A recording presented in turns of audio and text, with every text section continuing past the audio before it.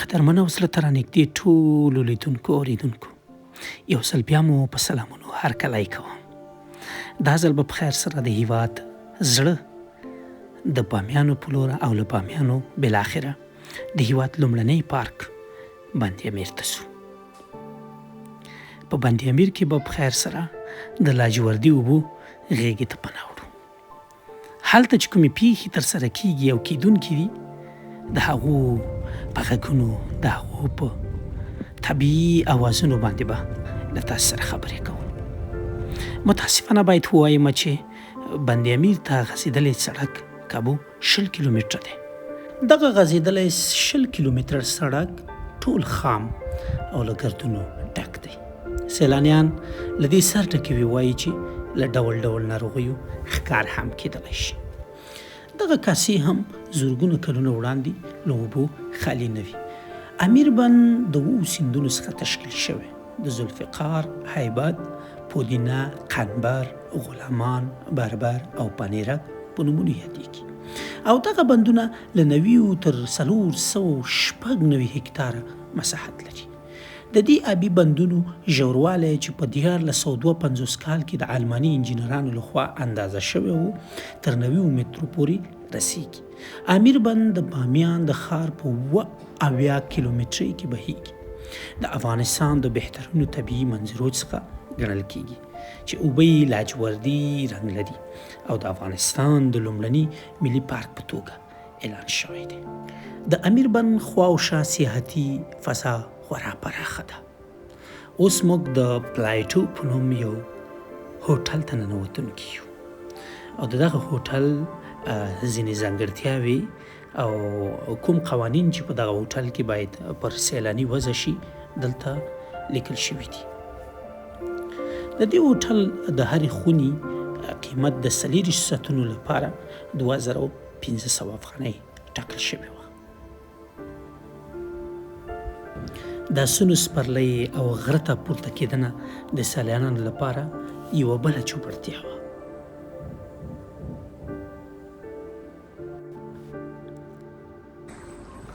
دغه بازار بند امیر ته څیرمه خلاص یا پرانستی پراخ بازار دی.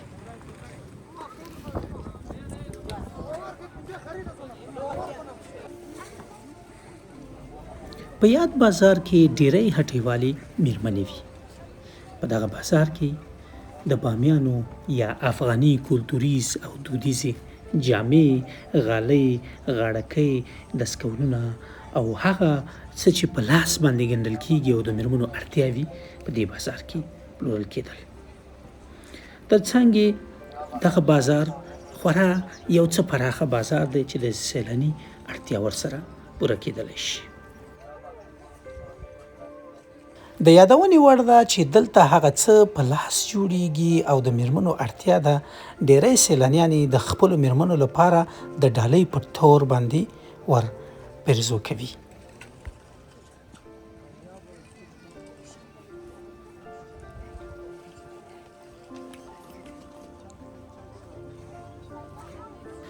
د امیر بند د یاد بازار په 10 مترۍ کې پروت دی.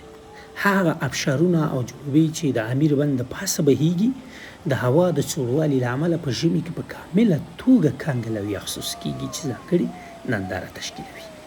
او هغه پرخې چې د دې سیندونو اوبه امیر بند ته پرې رالویږي سور، خاکي، نسواري او داسې نور په زړه پورې رنګونه لري. د همدې سیند په شاوخوا کې مختلف ډوله ځایي او مهاجر مرغان هم ژوند کوي چې سیمې ته یې ځانګړې ښکلا په برخه کړې ده. د همدې بند سره څیرمه یو زیارت شتون لري چې وګړي د اسلام 4م خلیفه حضرت علی کرم الله وجهه ته منسوب کوي او زیارت ته ورځي. د امیر بند غیږې ته موږ اوس راغلو او د دې بند په منځ کې په غاړو کې په څیرمه د هغه غرونو غاړو ته به انشاءالله ولاړ شو او هغه څه به تاسو ته در وښیو چې تاسو تر دې دمه نه دي لیدلي. موږ به د امیر بند په ارزښت باندې، د امیر بند په اقتصادي او عایداتي برخه باندې هم دلته خبرې وکړو چې دا د هیواد د اولسونو لپاره او ترڅنګ د دولت لپاره کومه ګټه لري. په دې به هم سره وغږیږو. دلته هره اونۍ کابو لسګونه زره سیلانیان راځي او دغه لسګونه زره سیلانیان کله چې دوی د امیر بند ته داخليږي یا دغه جوړښت ور داخليدونکي وي دوی کابو 100 افغانۍ د خپل موټر فیس ورکوي او ترڅنګ هر سیلانی چې دلته څومره مصارف کوي دا هم ولس ته او هم دولت ته خورا ګټه رسوي. موږ اوس د کښتۍ پر مټ باندې د امیر بند منځ او هغه غاړو ته ځو چې تر دې دمه تاسې نه دي لیدلي. په یاد ولرئ چې د دغو کښتیو کرایه یا د کرایې قیمت چې دی کابو 1500 افغانۍ دی.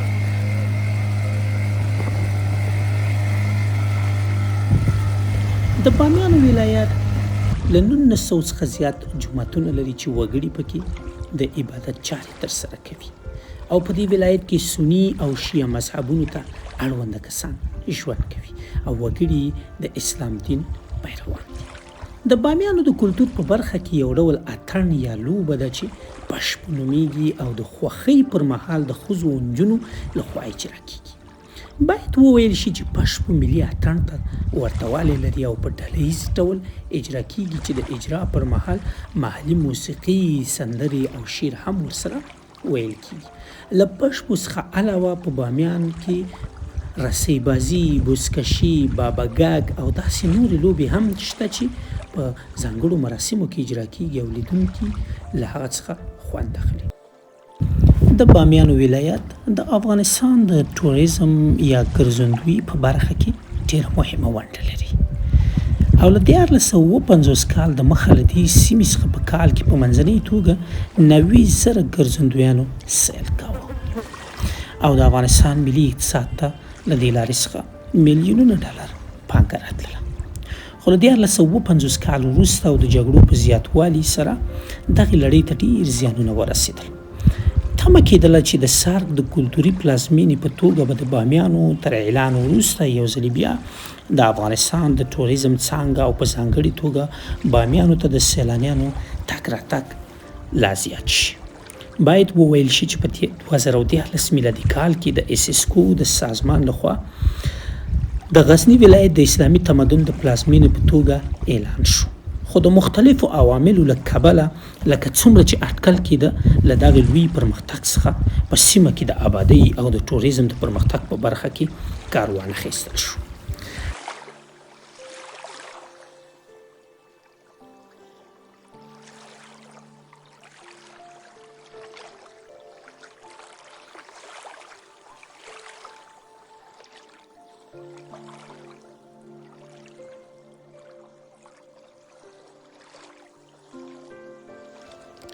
د جهیل خواوشا سیمې که تاسې وګورئ او ننداره یې کړئ په دغه غرونو میلیونونه کلونه تیر شوي دي او که تاسې د دې غرونو په منځ کې او د جهیل پر سر باندې پر کښتۍ تاسې سفر کوئ نو په واقعي انداز تاسې به ډېر یو عجیب احساس وکړئ ځکه دلته هغه څه یا هغه تاریخي ابدات چې تاسې یې ګورئ نو د انسانانو فکرونه او د انسانانو دیدګاوې ورسره آرامه کیږي.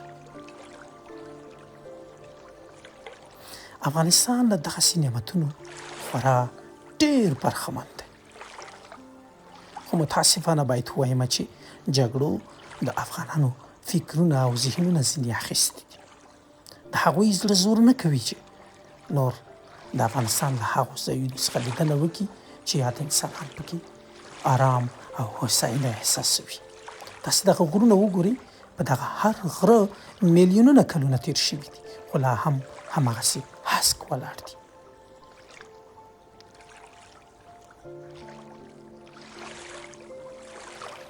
موږ به د بند امیر هرې غاړې ته تاسې وګورو. تاسې به داسې احساس وکړئ چې کټ مټ په دغه سفر کې تاسې هم زموږ سره حضور لرئ. دغه نما یا دغه لیدلوری بیخي خوندور او د لیدلو وړ دی. تاسې به داسې فکر وکړئ چې موږ په افغانستان کې نه په یو بهرني هیواد کې یو. زموږ افغانستان هم له نورو هیوادونو کم نه دی.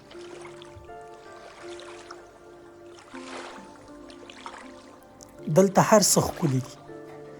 دلته هر هغه څه چې چې شتون لري باید ولیدل شي او د لیدلو وړ دي.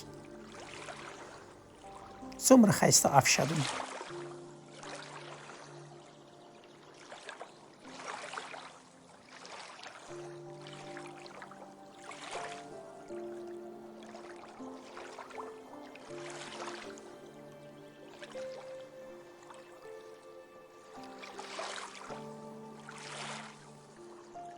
افغانستان هم یو تاریخي پس منظر لري. افغانستان هم یو لرغونی هیواد دی. افغانستان هم هغه تاریخي ځایونه لري چې په نورې نړۍ کې ساری نشته. راځئ تاسو ته به د بند امیر لاندې برخه در وښایم چې نور مخلوقات پکې ژوند کوي. کبان. دا په بند امیر کې دننه په اوبو کې کبان دي. او دغه وینځور یا ویډیو ما خپله د خپل موبایل پر مټ کړې ده. د کبانو ژوند خورا داسې عجیب تاثیر په انسانانو باندې کوي. تاسې وګورئ څومره آرامه، څومره اهتزاز لرونکي، څومره یو شوخ مایان د بند امیر لري. دا د بند امیر یوه غاړه ده.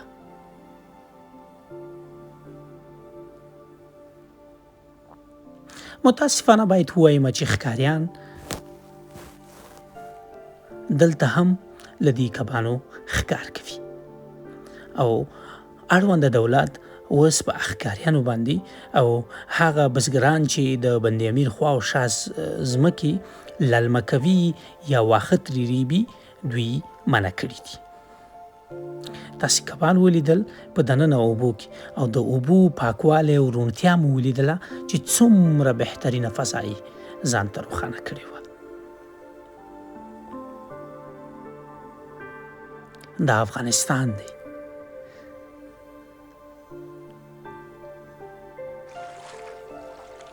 کاش 40 کلونه جګړه په دې هېواد نه وای تېره شوې.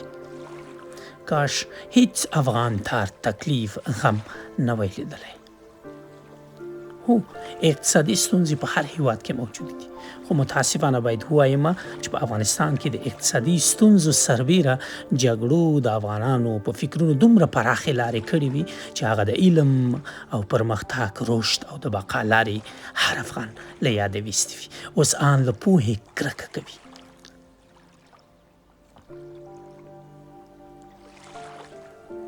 که چیرې په افغانستان کې جګړې نه وای، که چیرې په افغانستان کې 4 لسیزې جګړې نه وای تېرې شوې، نو له دغه بندونو څخه به کابو میلیونونه ډالر عواید هر کال افغانستان ته راتلل.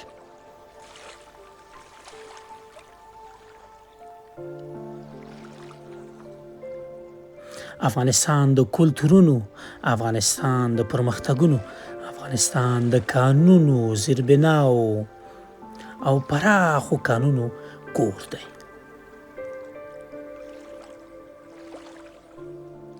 په افغانستان کې د هر قوم وګړي ژوند کوي. خوشبختانه باید ووایم چې په بند امیر کې زیاته برخه سیلانیان د خپلو کورنیو سره راځي. هره مېرمنه پکې دومره خوښي نمانځي چې هیڅ تصور یې نشي کېدلی.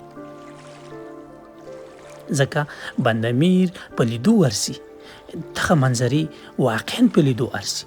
له هرې کورنۍ څخه دا غوښتنه کوم چې یو ځل ارومرو د بند امیر لیدو ته راشي.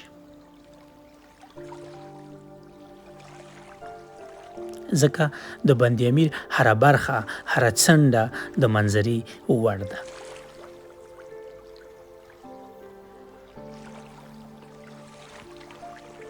بند امیر له کابله 250 کیلومتره په لرې واټن کې پروت دی. که تاسې هوډ یا قصد لرئ چې بند امیر ته راشئ، نو تاسې له هر ډول موټر پر مټ باندې دلته راتللی شئ. ما تاسو ته له وړاندې ویلي وو چې دغه اوبه هر ډول رنګ په ځان کې جوړوي.